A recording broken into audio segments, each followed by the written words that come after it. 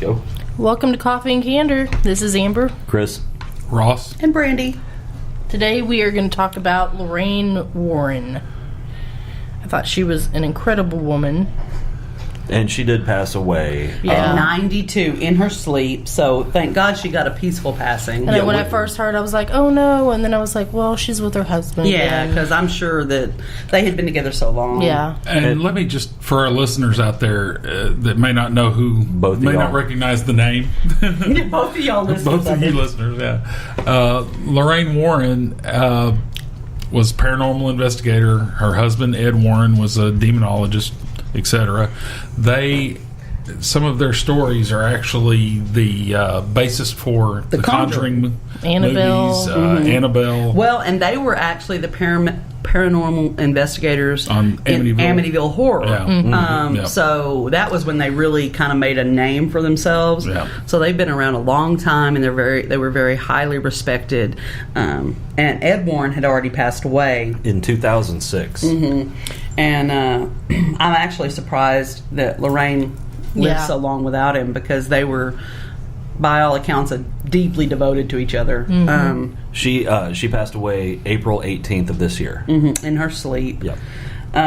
92. That's a good long life, and they were known to be like really kind people, really intelligent. They did a lot of interesting things in the paranormal community, and I just was looking at an article, and it turns out Lorraine had a brush with Sasquatch.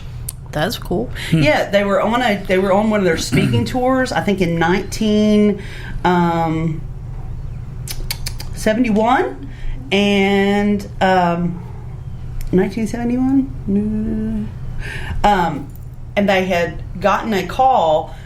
Some of the people in the Tennessee Hill Country said that there was something stalking the woods and So scaring. it was about Bigfoot. Yeah, well, they at first they thought maybe it was a demon. The people did. They didn't know, and Well, because I know her husband was demonologist. and they just knew that they were afraid, and she got there, and of course, in the Tennessee, the Appalachians, the terrible poverty, she was kind of, she didn't know how much that was a factor, that she's like, clearly there's something going on here, but these people are in abject poverty. It could be so many things.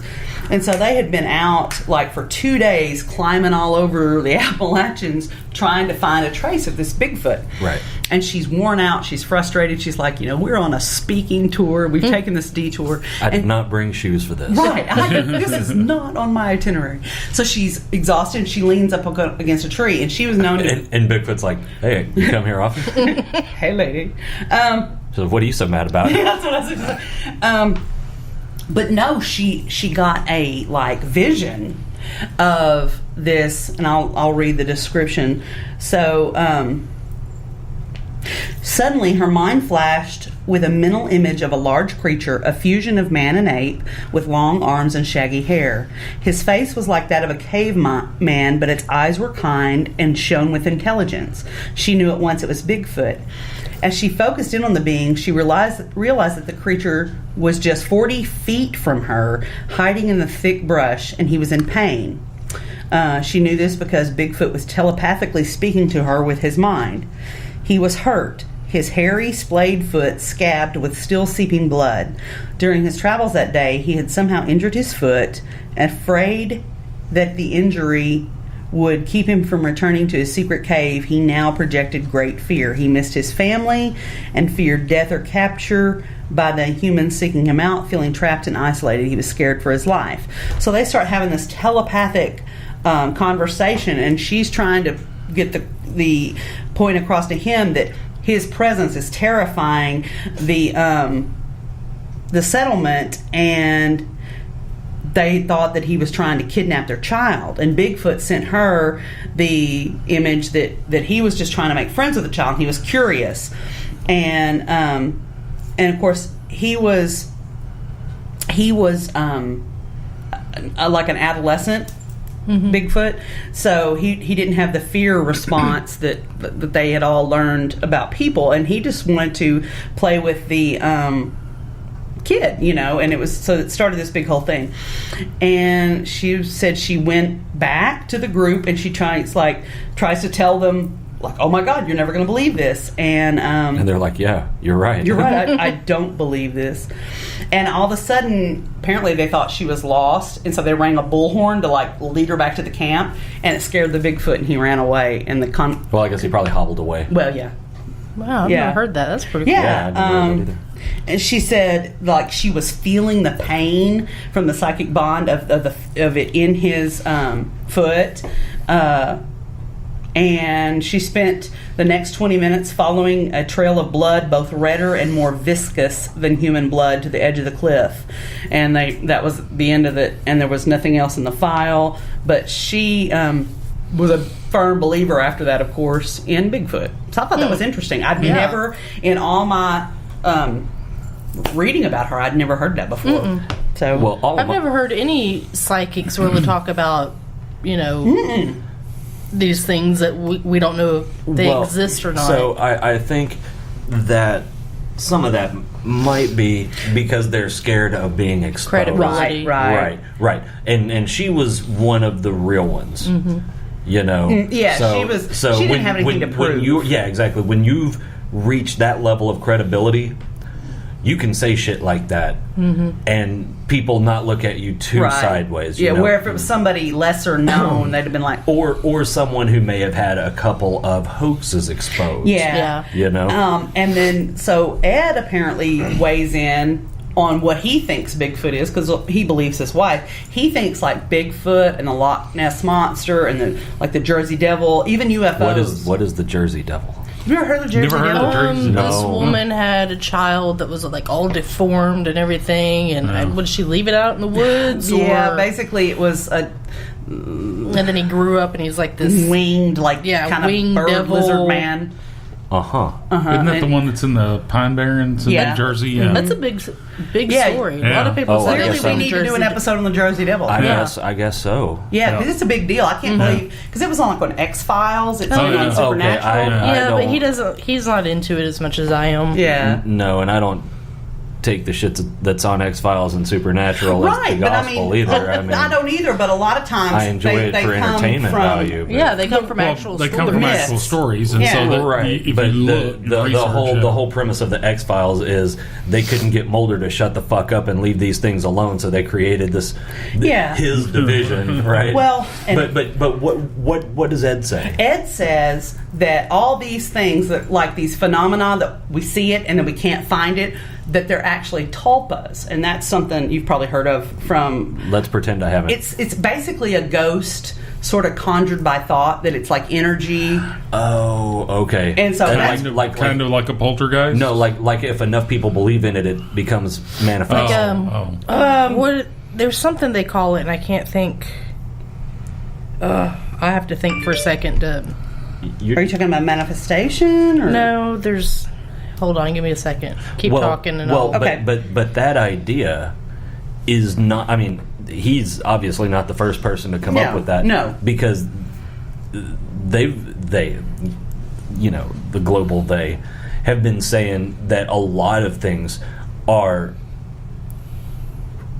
real because enough people believe. We manifest that energy when we believe it. When you get enough people believing in the same idea, that idea can materialize. Right.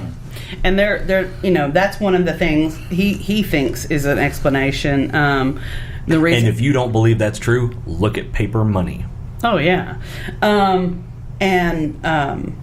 But Lorraine thought he was an absolute flesh and blood. I mean, he was wounded, and she felt very strongly. She was very empathetic, and she felt like a real connection, she said, with it. Well, but normally with things like that, it's like they don't manifest and then start breeding. You know what I mean? Yeah. It's like this one thing, and when people stop believing in it, they fade. They fade away. Yeah. But so I thought it was really interesting, and we've done an episode on Sasquatch, and I'm fascinated with the idea of Bigfoot. So I thought it was really interesting that somebody from the supernatural world, who's got psychic ability, felt like she made a connection, and that I thought it was interesting that she said that she felt like they were intelligent and kind. And that, number one, that makes it not paranormal, or not supernatural, but part of the natural world. Yeah. And number two, the idea that it was able to communicate with her telepathically. Yeah. I thought that Okay, was so really obviously interesting. pretty evolved. So you said he thought it was, what, a tulpa? A tulpa, yeah, let me get back to it. So did she agree with him on that? I don't think so. She Okay. felt it was definitely flesh and blood. Because I was about to say, if it's something that's just conjured up by someone, why would it be shown as injured and bleeding? Pain, and that was her thing. His explanation for what his wife had seen was that he thought it was a tulpa, but she really believed that no, this was that it was a standalone entity. Yeah, that it was a living, breathing, bleeding creature with actually advanced ability to communicate. I mean, and that. So, if it has the ability to communicate like that, I wonder if they have the ability to cloak themselves, like an invisibility or something. I was thinking about that too, and I was also thinking about, okay, I wonder if that's why, when people say, like, when you read about people that have had encounters, the Bigfoot doesn't do anything, but they're just instantly overcome with fear. I wonder if that's they project that. Projecting yeah, that. Try to run run them away from them. Yeah, to make you afraid. Because here's the thing: if I can project my voice or my thoughts into your head, I can project a picture. Exactly. I can tell you what to think. Yeah, and if you think I'm scary, you're going to avoid this area. And I'm going to have privacy to raise my family. So that's really kind of fascinating. That's the first time. I mean, I've read Native American legends and stuff like that, where there's been claims about telepathy with Sasquatch. But that's the first time, like, a modern that I've read. So I think that's really, really interesting and could potentially answer a lot of questions. Yeah. Well, and they were the investigators in the Enfield poltergeist, which was 1977 in North London.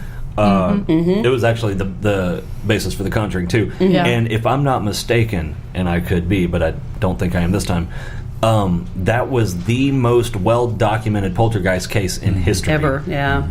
And nobody could refute it. Well, and that's the thing about the Warrens, I don't know. I've though. seen some of those pictures. I'm like, come on, she's just jumping off the bed. Do you know what picture I'm talking about? I don't. But I know that, Ed and Lorraine Warren were very, they had really good reputations in the paranormal community. Weren't they on call for the Catholic Church too? Yes. And I mean, that's not something there's been some people that have tried. Yeah, Ed worked with the archdiocese. I think I don't know the hierarchy. Not excommunication, exorcism. Exorcisms, right. Yeah. As a matter of fact, he was the only non-priest person allowed to be present. That was like, I don't want to say certified, ordained, I guess, to do exorcisms. So, but and I mean, they've been involved in a lot of high-profile cases, and there's been some people that have tried to discredit them, disprove their cases, and those whatever. people have gone missing. And I don't know. I just, they never really got a whole lot of traction with it. I mean, these are some of the pictures they used in that case. I'm like, she's just jumping off the bed. She literally looks like she's jumping on the bed. But that wasn't. That absolutely. Well, I know, but the real stuff has never been disproven, as far as I know. And those are real pictures. No, I know those are real pictures. That's not what I'm saying. There was a certain amount of it that Ed and Lorraine Warren, oddly enough, was not their last name. I found that out. It was Minnie. His name was Ed Warren Minnie. So he went by his middle name? Yeah. But Ed and Lorraine disproved quite a bit of that, right? And that's probably one of the things that they disproved. No, I think that picture was in one of the proof things. I don't know. I could be wrong, but Okay. I mean, like, I'm a big believer in this stuff, but at the same time, I'm like super skeptical skeptical of a lot of stuff. But I think that's a healthy way to be, or Yeah. you get sucked into everything. Yeah, and then you wind up, Looking kind of ridiculous. with egg on your face because some asshole, pulled one over on you. Oh, I desperately want